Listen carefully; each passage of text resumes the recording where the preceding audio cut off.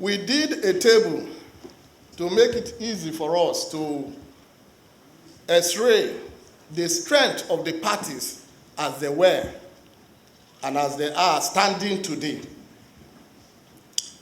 That is the existing structures of selected political parties. The political parties are, as I said earlier, PDP, NPP, Labour Party, and APC. We looked at how many governors each of these parties is having currently. We said PDP has 13, NPP has 0, LP has 0, APC has 22. We looked at the senators that these parties have. PDP has 39, NNPP has 1, Labour has 1, and APC has 57. And of course, you know that the NNPP and that of Labour, they are people that decamped recently, maybe for the purpose of helping them, for the purpose of having a ticket under which to run.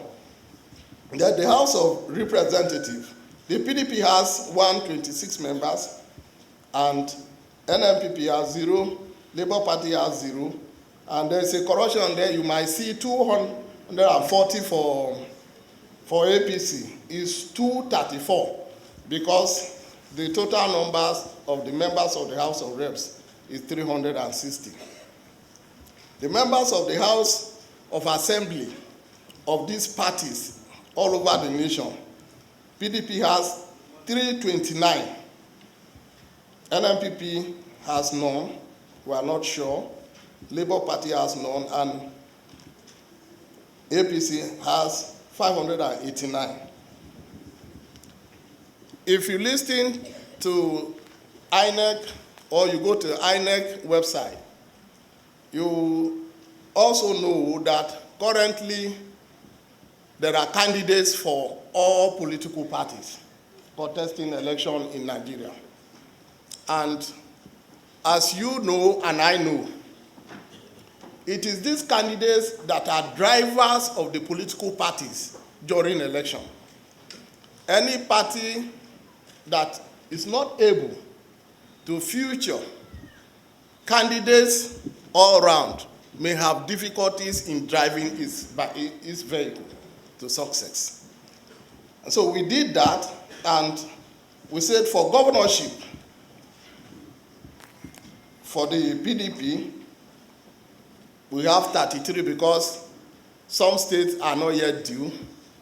It's only the 33 governors that we are contesting now. The NPP has 30, Labour Party has 27, and APC has 33. Senators, PDP has 109, NPP has 109, LP has 80, APC has 109. House of Reps, PDP has 360, NPP has 306, LP has 217, and APC has 360. Members, House of Assembly of the state. The PDP has 991, NNPP has 991, Labour Party has 769, and APC has 991. This is about the structures of the political parties and as they stand today. B, which is about the capacity, the essential and desirable criteria expected of candidates. One is presidential experience. You know, the tickings are there. I don't want us to so that we can be a little fast. Presidential experience, you can see that the only person that has that experience is Alhaji Atiku Abubakar.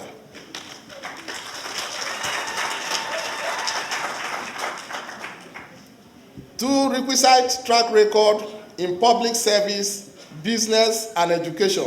Most of them have those criteria. 3, evidence of national penetration. You can see only Atiku and the APC has national penetration. Religious and ethnic balance. All the other parties have balance except the APC, which is the reason why we are gathered here this evening. Political inclusiveness of the North. The NNPP, the PDP has it because it has there is an error there. There is an error there, please correct it. Number 5. That's political inclusiveness of the North. The NPP has it. Please.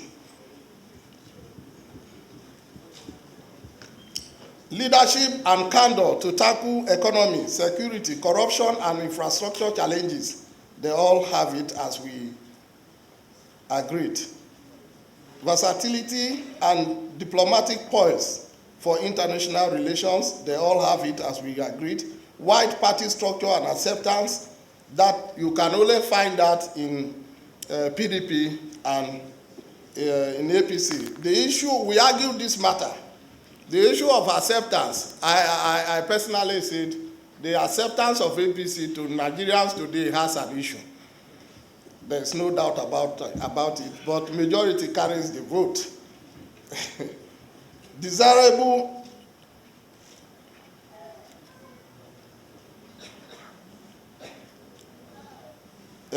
hello. B, desirable order of importance. He must be pan-Nigerian and tolerant of all. All of them have it, but the APC do not have it because APC is not tolerant of all. If it were tolerant, definitely they will not have the same fit ticket. He should be educated, exposed, and experienced in the art of statecraft, at least at state level. They all have that. He should have a reasonable popularity, at least 25% of the Nigerian population. Well, that is also there for you to see. It is the PDP and the APC. He must be a balanced person who is focused, takes decision, and a goal-getter. Well, we have that for the 3 parties, NPP, PDP, and Labour Party, but not APC. He must be physically fit for the rigors of statecraft. As you can see, the NPP, the PDP, and the Labour Party is ticked, and the APC is not ticked. The APC candidate, as you all know, there are issues. He must be strong participants in at least one among the 7 pillars of society that we ticked for all of them. Productive sector investment with massive social impact on the economy. Well, we ticked that for the 3 of them except for Peter Obi. And if you see, there is a grand total at the bottom there where you see the NNPP has 10, PDP has 15, LP has 9, APC has 9. With the correction. Pardon? Oh, okay. Maybe 11 for NNPP now. Yes, it will be 11. Thank you for that observation. C, observation, summary, and conclusions. It will be observed that from the paragraphs A and B above, APC and PDP are almost at par in terms of political structure. Do you agree? Yes. The 7.5 years of APC government has endangered widespread national perception of its inability to tackle security challenges and turn around the national economy. Is that correct? Yes. 3. A further corresponding albatross on its neck is the unfortunate self-inflicted divisive same-faith ticket, which cannot guarantee the desired peace, unity, and cohesion in Nigeria, a decision that has been kicked against by a huge population of Nigerians. 4. The perception that the APC presidential candidate has some health challenges makes people very uncomfortable. There is the fear that it may precipitate a situation where unelected surrogates will be running the government while the president is left attending to his health. Are we not all living witnesses to that? 5. On count 1 to 4 above, the party is likely to face a backlash or may not escape a backlash that will lead to its defeat at the polls in 2023. And that is an emphasis on the APC. From the existing structure of the Labour Party and even from the records of INEC as it stands for the 2023 elections, even if all their candidates win the 2023 elections, can the party still produce the president? Not very likely. Assuming without conceding that even the product of the president, can the Labour Party run the government? If you don't have people in the House of the National Assembly, can you actually run the government? Not likely. The result of 5 and 6 above will be to form a minority government with devastating effect on national political stability, further impairing the fragile health of our country. Number 9. Furthermore, there is no way a keen political observer will not see that there is a major disconnect between Peter Obi as a candidate and Labour Party as a party, which is indicative of the fact that he is not running a collegial political structure in a diverse country like Nigeria. You know, if you remove Peter from Labour Party, there is going to be a problem. Number 10. It is, however, respectively observed that Labour Party is a party to be watched in the future only if it sustains the tempo and maintains the mass movement while at the same time building up its structures towards subsequent elections. We believe they can do better in the future. The NNPP, on the other hand, has similar characteristics with the Labour Party, and there is no need repeating same, except that NNPP appears to be building a party for the future with little or no impact in the 2023 elections. Number 12. The PDP, from indication, seems to be above board in every criteria as postulated. Do you agree with me? A. It is nationalistic in spread, even though not free from internal crisis like each of the other political parties. There is nowhere people are gathered, there will be no crisis. Every political party, even the small ones that are not among these 4, have issues. They suspend presidential candidate, they suspend chairman of party, and all that. It is there. Where people are gathered, there is always one issue or the other to attend to. If the momentum is aggressively sustained, it will be the party to reckon with. D. Conclusion. From the above evaluation and analysis, it is evident that the APC is heading for implosion and extinction. Hence, it cannot be the party for now and in the future because of its rejection to embrace inclusiveness in a diverse country like Nigeria.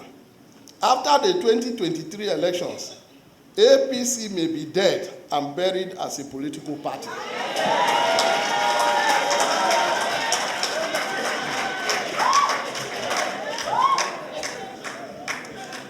While the duo of NNPP and Labour Party may emerge as strong contenders in the political arena in the future, from all indications, PDP appears to be the best option to adopt and support.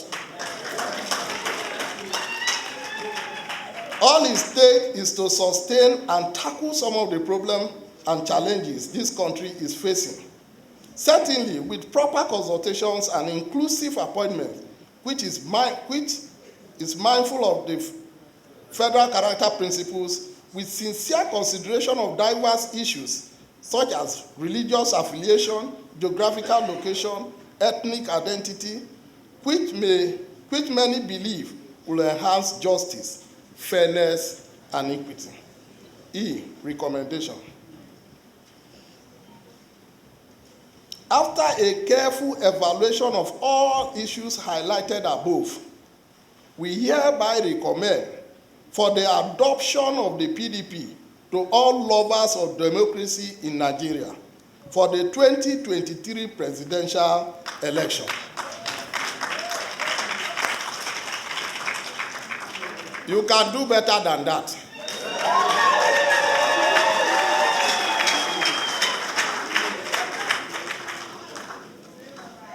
However, this should be subject to getting the necessary assurance from the party to run an all-inclusive government details of which shall be discussed with the leadership of the party in the nearest future.